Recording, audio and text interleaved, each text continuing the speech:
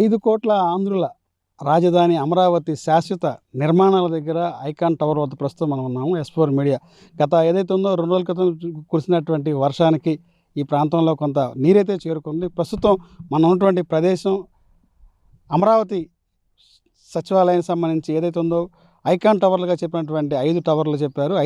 ఐదు టవర్లో ప్రస్తుతం మనం 5వ టవర్ దగ్గర ఉన్నాం. ఈ ప్రాంతంలో కూడా గత 2 రోజులుగా క్రితం కురిసినటువంటి ఈదురు గాలి వర్షానికి ప్రస్తుత పరిస్థితి ఈ రకంగా ఉంది. గతంలో చంద్రబాబు నాయుడు గారు అధికారంకి వచ్చిన తర్వాత 2024 ఎన్నికల తర్వాత అధికారంకి వచ్చిన తర్వాత మొత్తం జంగిల్స్ క్లియర్ చేయించారు. తర్వాత ఈ ప్రాంతం అంతా కూడా పూర్తిగా నీటితో మునిగిపోయింది. దాదాపు నీరు తోడించడానికే కొన్ని కోట్ల రూపాయల నిధులైతే కేటాయించి వాటర్ అయితే మొత్తం పూర్తిగా తొలగించడం జరిగింది. దాని తర్వాత ఇదే ప్రాంతాలను తీసుకొచ్చినటువంటి ప్రాంతాన్ని చూపించడానికి అంతర్జాతీయ నిపుణులతో పాటు ఐఐటి నిపుణులు కూడా ఢిల్లీ, ముంబై, చెన్నై ఐఐటి నిపుణులను తీసుకొచ్చి ఈ ప్రాంతాన్ని నిర్మాణాలకు పనిచేస్తే లేదని కూడా ఈ యొక్క 5 టవర్ల నిర్మాణాలను కూడా పూర్తిగా చెక్ చేయడం జరిగింది.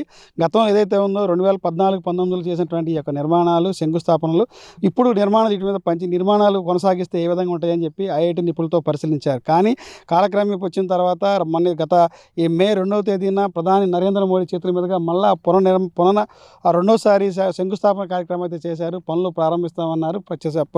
ఆ కార్యక్రమం అయిన 3వ రోజు నుంచి మళ్ళీ వర్షం రావడంతో ఈ ప్రాంతం అంతా కూడా మళ్ళీ ఈ ఐకాన్ టవర్ ఏదైతే ఉన్నాయో ఐకాన్ టవర్ 1, 2, 3, 4, 5 ఇలా 5 టవర్లు కూడా శాశ్వత నిర్మాణాలకు సంబంధించినటువంటి ఏదైతే నిర్మాణాలకు సంబంధించినటువంటి ఈ మొదట సంబంధించినటువంటి ఏదైనా నిర్మాణాలుగా ఉన్నటువంటి ఈ బ్లాక్లు ఉన్నాయో ఈ బ్లాక్ల దగ్గర ప్రస్తుతం ఉన్నాము.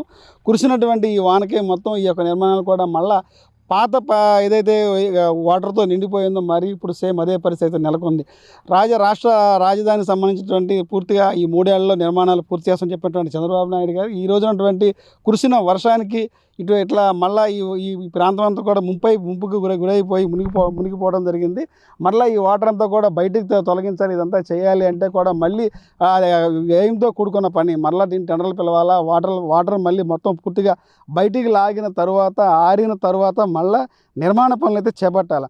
ఇటువంటి ఏదైనా 1 రోజు 2 రోజులు కురిసినటువంటి వర్షానికి ఈ పరిస్థితి తలపడితే రేపు వచ్చేదంతా కూడా జూన్ నెల, జూలై నెలలో వర్షాలు మొదలవుతాయి. వర్షాలు మొదలైతే మరలా ఇక్కడ నిర్మాణ పనులు జరగాలంటే ఏ విధంగా జరగాలి, ఏంటి ముందస్తు చర్యలు ఏంటి? 1 రోజు వర్షం కురిస్తేనే ఈ పరిస్థితి నెలకొంటే రాబోయే రోజుల్లో వర్షాకాలాల్లో నిర్మాణాలు చేయాలంటే ఎటువంటి చర్యలు చేపట్టాలి, ముందు అడ్వాన్స్ టెక్నాలజీగా ఎలాంటి చర్యలు చేపట్టాలి, దీని మీద ఒక క్లారిటీ అయితే ప్రభుత్వానికి అయితే ఉండాలని చెప్పి కూడా ఈ యొక్క ప్రాంతవాసులు అయితే కోరుతున్నారు. కోట్లాది రూపాయల ప్రజాధనంతో వెచ్చించి ఈ రాజధాని నిర్మాణం చేస్తారు కనుక ఇది శాశ్వత రాజధాని అని చెప్పి పదే చెప్పేటువంటి ఈ ప్రభుత్వం ఏదైనా ఒక శాశ్వత నిర్మాణానికి సంబంధించి ఒక శాశ్వతమైన ఆలోచనతో ముందుకెళ్లాలా, ముందస్తు చర్యలు చేపట్టాలా. ఏదన్నా హఠాత్తుగా వర్షాలు వస్తే అధికంగా 2-3 దుక్కులు వర్షాలు వచ్చి ఒక వారం రోజుల పాటు ఒక ముసురు వస్తే పరిస్థితి అప్పుడు ఎలా ఉంటుంది, ఏంటిది? అలాంటి పరిస్థితి సంభవించినప్పుడు ఎలాంటి ముందస్తు చర్యలు చేపట్టాలి, ఎలాంటి జాగ్రత్తలు చేపట్టాలి అనేది కూడా సిఆర్డీఏకి ఒక ముందస్తు ప్లాన్ అయితే లేదని చెప్పడానికి ఇది ఒక ఉదాహరణ చెప్పాలి. దాదాపు కోట్లాది రూపాయలు వెచ్చించి ఈ యొక్క 5 టవర్లో కూడా వాటర్ అంతా కూడా బయటికి తొలగించిన కాలక్రమేపీ తొలగించి దాదాపు 2 నెలల కాలం కూడా అవడలేదు. 2 నెలలు అయిపోయింది. ఇప్పుడు మే నెలలో అకాల వర్షం కురిసిన ఈ అకాల వర్షానికి మరలా సేమ్ అదే పరిస్థితి నెలకొంది.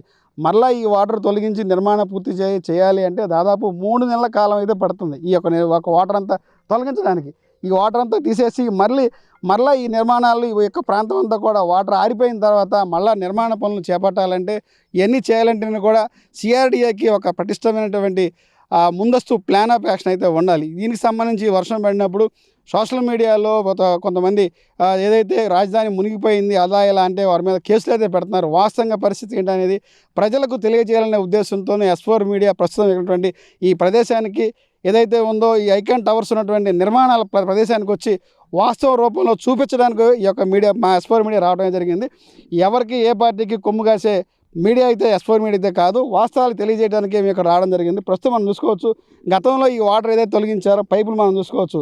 ఇదే పైపులు మళ్ళీ అలాగే ఉంచారు. రాబోయే ఏదైనా వర్షం వస్తే ముందస్తుగా ఏమో తెలియదు కానీ మరలా ఈ పైపు అలా ఉంచడంతో ఈ వచ్చినటువంటి వాటర్ అంతా మరలా ఇదంతా బయటికి లాగాలంటే దాదాపు 10 నుంచి 25 రోజులు మాత్రం కంపల్సరీ పడుతుందని చెప్పాలి. ఈ 5 బ్లాక్లో తొలగించాలంటే దాదాపు 3 నెలలకు సమయం అయితే పడుతుంది. 24/7 24 గంటలు కనుక ఈ యొక్క మిషన్ మోటార్లు పెట్టి తోడితే కానీ ఈ వాటర్ అంతా మళ్ళీ రిమూవ్ అవ్వదు. మళ్ళీ ఈ వాటర్ కనుక ఎక్కువ ఇలాగ ఉంటే ఏదైతే కాంక్రీట్ జంగిల్ ఉందో ఈ కాంక్రీట్కి మొత్తం కూడా తుప్పు వచ్చి ఏదైనా తుప్పు రావడంతో రేపొద్దున నిర్మాణాలు జరిగే టైంలో మళ్ళీ ఈ ఐరన్ అంతా పనిచేస్తుందా లేదా ఏంటనేది మరలా ఐఐటీ నిపుణులు తీసుకొచ్చి కనుక మళ్ళీ చెక్ చేయించాలని చెప్పి కూడా ఈ యొక్క రైతులైతే కోరుతున్నారు. ఇది ఇక పరిస్థితి. రాబోయే రోజుల్లో ముందస్తు ప్రణాళికతో ఉండాలి. వచ్చేదంతా వర్షాకాలం. ఈ యొక్క ఏదైతే చంద్రబాబు నాయుడు గారు, పవన్ కళ్యాణ్ గారు, నరేంద్ర మోడీ గారు మనమే రాజధాని కడతాము, మనమే నిర్మాణం చేస్తామని చెప్పి బాహాటంగా 5 కోట్ల ప్రజలకు హామీ ఇచ్చారో దానిలో భాగంగా ఈ కట్టే నిర్మాణాలను లక్షల కోట్ల రూపాయల నిర్మాణాలను మీకు ఏదైతే వ్యయంతో కట్టాలని చెప్పి ఒక సంకల్పంతో ఉన్నారో ఆ సంకల్పంతో పాటుగా ప్రజా సొమ్మును కాపాడాలా, ఈ యొక్క ప్రదేశాలను ఏదైతే కట్టే నిర్మాణాలను శాశ్వత నిర్మాణాలను ఇట్లాంటి చిన్నటువంటి లోపాలను సరిచేసి ముందస్తు ప్రణాళికతో పక్కా ప్రణాళికతో నిర్మాణాలు చేపట్టి 5 కోట్ల ఆంధ్రలో రాజధానికి నిర్మాణం చేపట్టాలని చెప్పి కూడా రైతులైతే కోరుతున్నారు. కెమెరామ్యాన్ నితిన్తో రాజ్ కమల్, S4 మీడియా, శాశ్వత నిర్మాణ భవనాల నుంచి.